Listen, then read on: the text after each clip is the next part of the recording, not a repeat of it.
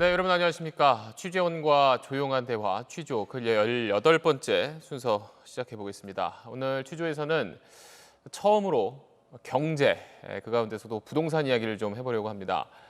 지난해 이제 9월 13일 이른바 9.13 부동산 대책 이후 조금 안정세에 접어든 것 같았던 집값이 최근 다시 들썩이는 모양새를 보이고 있습니다. 그래서 오늘 녹화날 기준 10월 1일에 정부가 추가 규제책을 내놓기도 했는데, 그래서 앞으로 부동산 시장이 어떻게 될지 그 내용을 말씀해 주실 분을 모셨습니다.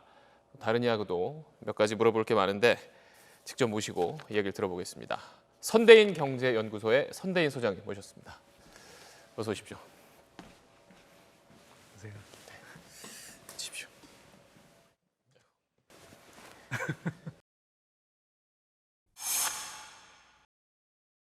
뭐 많은 분들이 아마 책을 통해서 소장님 뭐 조람을 들어봤을 테고, 또 TV에서도 뭐 인터뷰도 많이 하셨고 뭐 팟캐스트도 하시고 그랬었는데, 또 유튜브 채널을 열고 나서 이른바 이제 또 부동산 관련 카페 또 대한민국에 굉장히 많잖아요. 그쪽에 또 많은 글들이 올라왔다 그러더라고요. 좀 혹시 댓글 같은 거 다 보세요? 아니요, 안 봐요. 뭐 정신 건강에 안 좋잖아요. 뭐 저희도 뭐 이렇게 일부러 찾아본 건 아닙니다만, 이제 아무래도 좀 이제 소장님이 예전에 이제 하셨던 말씀 때문에 그런 좀 소장님의 마음을 아프게 하는 좀 글들이 있어요. 가장 유명한 게 이제 잘 아시겠지만 2008년에 이른바 부동산 대폭락 시대가 온다.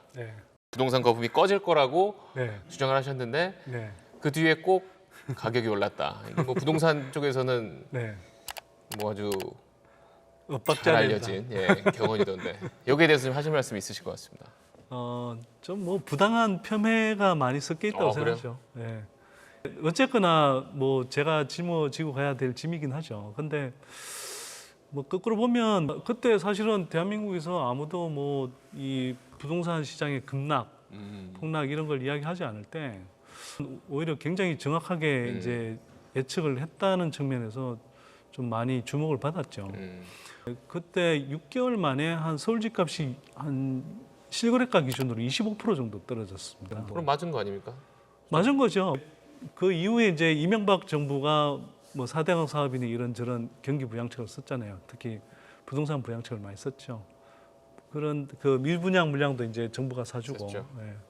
그렇게 해서 2009년 10월까지는 또 이제 서울 기준으로 하면은 이제 급반등을 했었잖아요.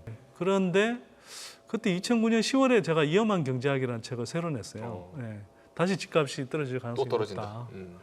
실제로 떨어졌거든요. 그러니까 제가 이제 그렇게 해서 두 분은 어찌 보면 책을 기준으로 봤을 때 오히려 누구보다 더 정확하게 맞췄다고 볼 수 있고요.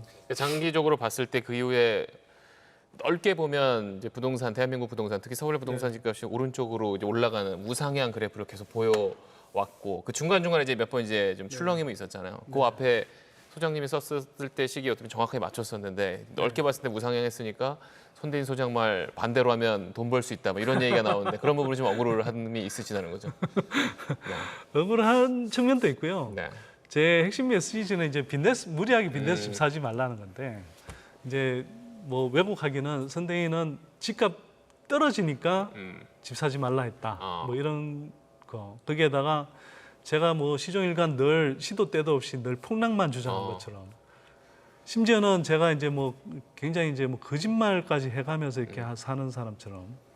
그러니까 거기에 붙여서 하나만 더 여쭤보면, 그렇게 부동산 집값 떨어질 거다, 남들한테는 집 사지 말라라고 해놓고선 소장님 본인은 집을 샀다더라, 이른바 뭐 강남 3구 안에 또 어디에 집 샀다더라, 이런 거 있는데 여기서 정확히 한번 오해를 풀어주시죠. 저는 뭐 그러니까 신혼 초에는 집을 가졌던 적이 있어요. 근데 뭐 일정한 시점 이후로는 집을 가진 적이 없고요. 소유한 적이 없고. 지금도 그렇습니까? 네, 지금도 사실 이사 되게 많이 다녔어요. 그래서 아내한테 이제 좀 타박받기도 하는데. 근데 그런 소문이 그냥 나지는 않잖아요. 혹시 뭐 전혀? 모델하우스를 한번 가셨다라든지. 아니 물론 모델하우스야. 저도 그런 어떤 분위기를 살피기 위해서 가끔씩 뭐 그래서 소문이 나실 수도 있겠네요. 갔을 수는 있으나 뭐 극히 드물게 간 거기 때문에 그것 때문에 뭐 소문이 나거나 그러진 않았을 거고요. 특히 소문난 지역에서는 제가 간 적이 없습니다. 이른바 부동산 카페에서 확인되지 않은 소문으로 흔들리는 분들에게 올바른 내용이 전달됐으면 좋겠습니다. 그래서 아까 이제 잠깐 말씀하셨던 게, 어떻게 보면 집값이 이렇게 흘러오다가 이른바 빚내서 집사라는 최경환 전 부총리가 지금 아시는 대로 지금 전세가가 매매가의 70% 수준의 수도권인 경우에 이렇게 가 있습니다. 솔직히 30%만 있으면은 그 집을 살 수가 있는 상황이 됐거든요. 그때 정말 공식적으로 막 얘기를 했었잖아요. 네. 그 이후에 어떻게 보면 시장이 좀 왜곡됐다고도 볼 수가 있는데 시장이 많이 왜곡됐죠. 네. 네. 정신 나간 조치라고까지 말씀하셨었습니다. 그 이유가 뭡니까? 그럴 수밖에 없는 게요. 이게 지금 지나고 보니 그나마 좀 어찌 보면 최악의 시나리오는 잘 피해왔는데 그때도 이미 이제 부동산 가격이 제가 볼 땐 전반적으로 낮은 수준은 아니었거든요. 거기에 대해서 최영현 전 부총리가 이제 빚내서 집 사라 정책을 실시하면서 재건축 규제 풀어주고 분양시장 규제 다 풀고 그다음에 대출 규제 다 풀고 그랬죠. 그다음에 한국은행을 사실상 압박해서 이제 그 사상 최저금리로 기준금 만들었거든요. 낮추고. 집값을 올릴 수 있는 모든 조치는 사실 전면적으로 다 했다고 보면 되죠. 제가 볼 땐 굉장히 위험한 도박이었다. 그래서 제가 이제 한때 표현하기로는 국민 경제라는 판돈을 걸고 부동산 경기 살리기에 올인한 정책이었다. 그 말씀하신 대로 이제 그때 이른바 사람들이 너도 나도 은행 돈 네. 빌려서 집을 네. 사고 그래서 네. 집값이 쭉 오르고 그러다 네. 이제 다시 한번 또 2년 전에 다시 한번 집값이 또 출렁이고 뛰면서 네. 그래서 그걸 좀 다잡기 위해서 나온 게 지난해 9월 나온 이른바 9.13 대책인데 네. 대출 쪼이고 네. 세금 올리고 집 여러 채 가진 사람 빨리 내놓으라고 사실상 압박을 하는 수단이었는데 네. 그로부터 이제 1년 정도가 지났어요. 네. 그 정책은 어떻게 보십니까? 대체로는 뭐 성공적인 정책이었다고 생각하고요. 음. 그 대책의 핵심은 저는 대출 규제라고 봅니다.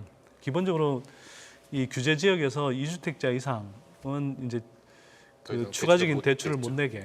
네. 왜냐하면 근데 최근 몇 년 동안 집값을 올린 이른바 핵심 에너지가 대출이었기 때문에 그 대출을 봉쇄했을 때 사실은 주택 시장의 위축이라는 것은 뭐 불보듯 뻔하게 예측할 수 있는 거거든요.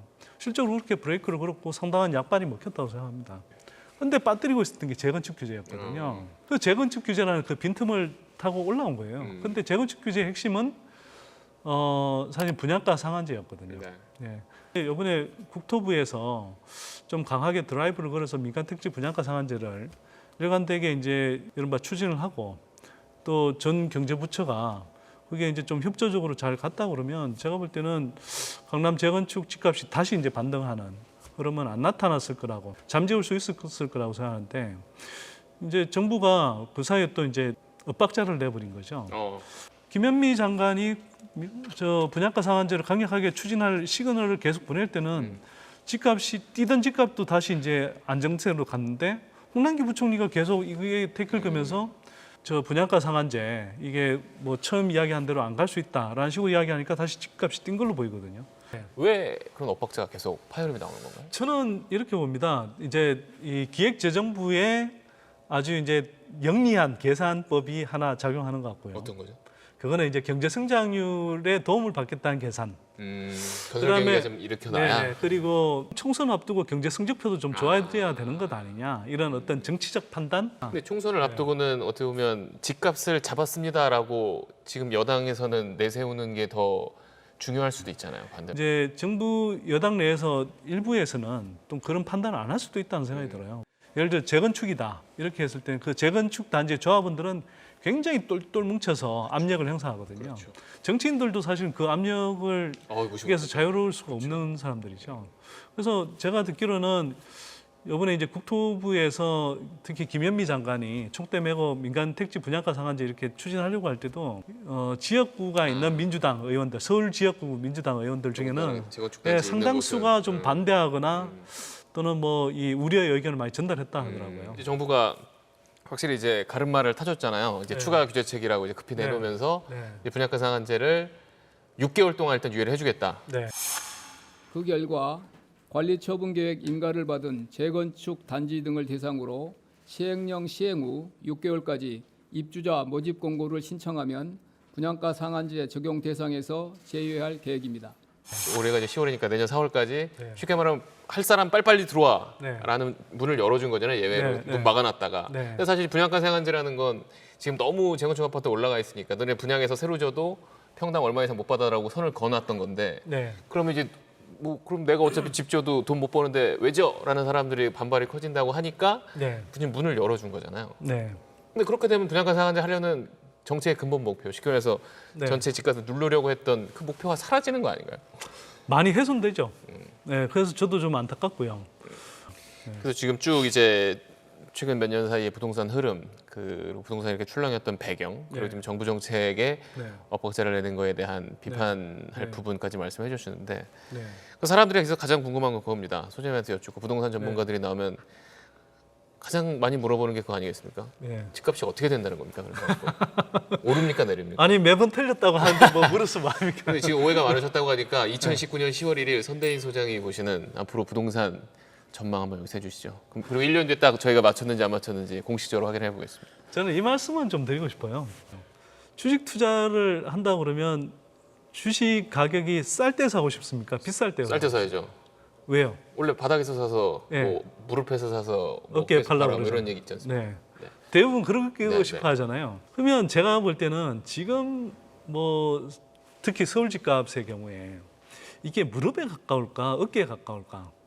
저는 누가 할까요, 그걸? 네. 저는 근데 뭐 모르겠습니다. 근데 제가 생각하기에는 어디입니까? 이거 머리 쪽에 가까운 머리요? 쪽이다. 예, 머리 쪽에 가깝고 적어도 머리까지는 아니어도 어깨 수준은 된다고. 목 정도에 와 있는 네. 겁니까? 그럼 투자 수익률 관점에서 지금 투자했을 때 그 투자 수익률이 높을까? 실제로 사람들이 이렇게 서울 집값만 보고 있어서 그런데 전반적으로는 지금 전국을 기준으로 보면 정권별로 이렇게 쭉 나눠서 봤을 때 집값 상승률이 계속 둔화가 돼요. 중장기적으로는 사실은 뭐 전국의 주택 시장이 상대적으로 안정세로 간다. 이걸 뭐 조정이라고 표현하든 하락이라고 표현하든 상당 기간에 하락 기간을 겪을 수 있다. 근데 그게 당장 뭐 6개월 안에 벌어지냐 또는 1년 안에 벌어지냐 이렇게 제가 장담하기는 어려운데 아까 말씀드렸다시피 어쨌거나 투자 관점에서 보자면 전반적으로 좋은 투자 관점이 투자 시기가 아니다. 저는 이렇게 지금 생각합니다. 집을 사는 건 아니다. 자, 아까 이제 그 분양가 상한제 관련해서 정부 정책이 새로 나왔기 때문에 그 여파를 중심으로 이제 네. 향후에 한번 좀 이야기를 드려보죠. 일단 민간 택지 분양가 상한제를 강력하게 실시한다고 했던 국토부의 기조가 퇴색된 것이기 때문에 그렇죠. 집값이 잡히던 재건축, 특히 강남 재건축 아파트들의 집값은 다시 뛸 겁니다. 문 열렸으니까. 네네. 자, 그런데 이게 이제 한편으로는 그 효과를 좀 잘 생각해 보면요. 6개월이란 말이에요. 네. 6개월 동안 뭐 정부 입장에서 보면 그 경제 성적표가 안 좋은데 이 61개 단지에 6만 가구 정도의 뭐 재건축을 추진할 수 있게 해주니까 이 물량들이 이제 쏟아지면서 이른바 부동산 경기, 건설 경기를 자극해서 건설 투자가 늘어나겠죠. 네. 이렇게 되면 이제 경제 성적표에는 이제 플러스가 되는 거거든요. 그게 이제 기재부의 계산이라고 생각되는 거고 또 한편으로는 그게 뭐 총선에서 나쁘지 네. 않다라는 이제 판단인 거고. 자, 그런데 그렇게 돼서 단기적으로는 집값을 자극할 텐데 거꾸로 한번 생각해 보면 그렇게 막 한꺼번에 물량이 몰렸을 때 그게 서울시 내에서 지금 다 소화가 될 수 있을까? 그럼 사실은 서울 주택 시장을 더 가라앉히는 역할을 할 가능성이 크다고 저는 생각합니다. 자, 2019년 10월 1일을 기준으로 손대인 소장께서는 지금 서울에서 또는 전국에서 아파트를 또는 집을 사는 건 적절한 투자 시점이 아니다. 앞으로 부동산 시장은 더 안정 또는 이른바 조정 될 가능성이 크다. 큰 흐름에서 보면은 저는 뭐 한 4, 5년간의 어떤 점진적인 조정 과정은 뭐 거치어야 될 거다. 그렇게 생각합니다. 네. 이해하기 쉬운 통계와 구체적인 수치를 제시해 주면서 말씀해 이야기 주셔가지고 쉽나요, 그런데? 저는 잘 모르겠네요. 이게 네. 아니, 제 어쨌든 나름대로 오늘- 쉽게 이야기한다고 예. 이야기했는데. 제가 뭐 부동산을 잘 모르는데 제가 알아들었을 정도는 이거 보시는 분들은 더 네. 잘하시니까 네. 이해를 하지 않으셨을까 싶습니다. 근데 뭐 마지막인 것 같으니까 제가 네. 조금 하고 마무리 싶으신 삼아 말씀 좀 하십시오. 말씀을 드리면요. 부동산 문제라는 게 단순히 집값이 오르내리고 재테크 차원의 문제가 아니라 이게 특히 가계부채와 연동해서 한국 경제 전반을 좌우하는 굉장히 심각한 문제거든요. 이게 부동산 자산에 자꾸 돈이 쏠리면 우리가 뭐 기업들이 생산하고 또 사람들이 일자리를 얻어 소득을 벌고 소비하는 이런 생산 경제 영역으로 돈이 안 가는 거거든요. 그럼 한국 경제가 전반적으로 계속 어려워집니다. 부동산 가격이라는 것이 우리가 경제 활동을 할 때 가장 기본적인 어떤 생산 요소이기 때문에 이 우리가 저성장 국면으로 가는 만큼 경제 체력에 맞게 이게 어느 정도 조정이 돼줘야 되거든요. 그렇게 돼주지 않으면 결국은 생산 경제에서 쇠가 흔히 말해서 경상도 말로 쇠가 빠지게 일해서 정말 그냥 뭐 건물주들 소득 만들어주고 있는 이런 구조가 돼버리면 쉽게 말해서 그냥 부동산에 다 쪽쪽 빨려버리면 정말 이게 너무 힘들어지는 거거든요. 한편으로 또 이게 조정이 안 돼버리면 끝까지 조정이 안 된 상태로 있다가 어느 순간 경제적인 어떤 외부의 충격이라든지 이런 게 오면 부동산 가격이 급격하게 무너지면서 이게 또 경제에 큰 타격을 입힐 수 있거든요. 그게 극단적인 형태가 일본이고요. 네. 그래서 지속 가능한 어떤 사회를 만들기 위해서 좀 서로가 우리 국민 전체가 조금 이렇게 이 대타협의 정신을 발휘해서 부동산 가격을 그렇다 급격하게 거품을 뺄 수는 없으니까 점진적으로 하향 안정화시켜 간다. 그러면서 부동산에 쏠려 있는 돈들을 우리가 좀 생산 경제 영역으로 이렇게 전환하는 그런 이렇게 물꼬들을 좀 터갔으면 좋겠습니다. 오늘 하고자 싶으셨던 말씀 지금 마지막에 다 담겨 있지 않나 싶습니다. 그동안에 폭락론자 이런 오해는 다 풀고 아까 말씀하셨듯이 저희가 큰 이거 안 풀려요, 이거. 제가 이게 뭐 이런 설명을 나름 많이 해봤는데 네. 계속 뭐 그래도 시비 큰 사람들을 걸고요. 뭐 이렇게 어쨌든 거시경제적인 관점, 우리나라 경제가 나아갈 방향에 대해서 예.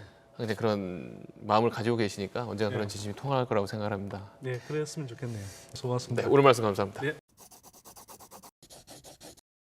고맙습니다. 고생 많으셨습니다.